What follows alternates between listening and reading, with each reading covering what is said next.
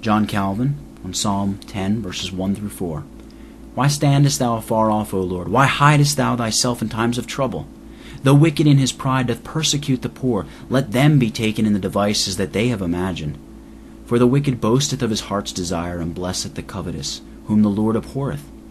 The wicked through the pride of his countenance will not seek after God. God is not in all his thoughts. Why, O Lord, do you stand far off? Although David here complains that God kept himself afar off, he was, notwithstanding, fully persuaded of his presence with him, otherwise it would have been in vain to have called upon him for aid. In his arrogance the wicked man hunts down the weak.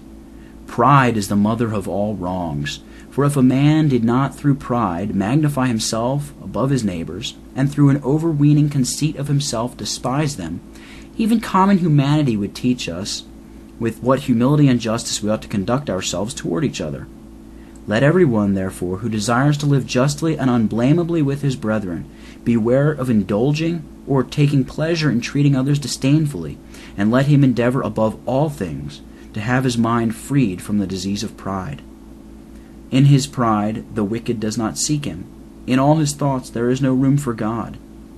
David teaches that the cause of the careless indulgence of the ungodly in the gratification of their lusts is their base contempt of God.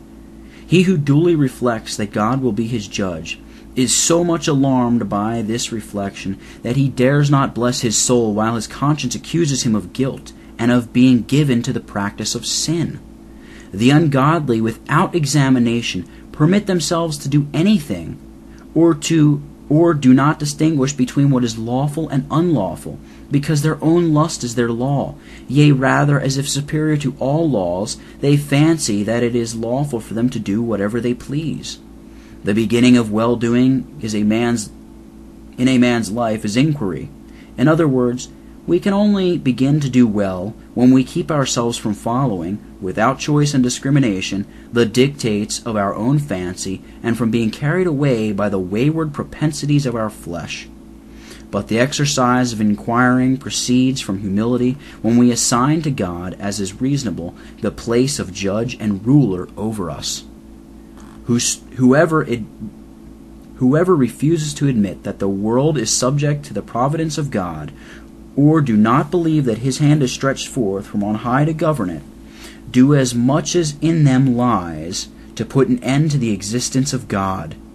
It is not, however, enough to have some cold and unimpressive knowledge of him in the head. It is only the true and heartfelt conviction of his providence which makes us reverence him and which keeps us in subjection to him.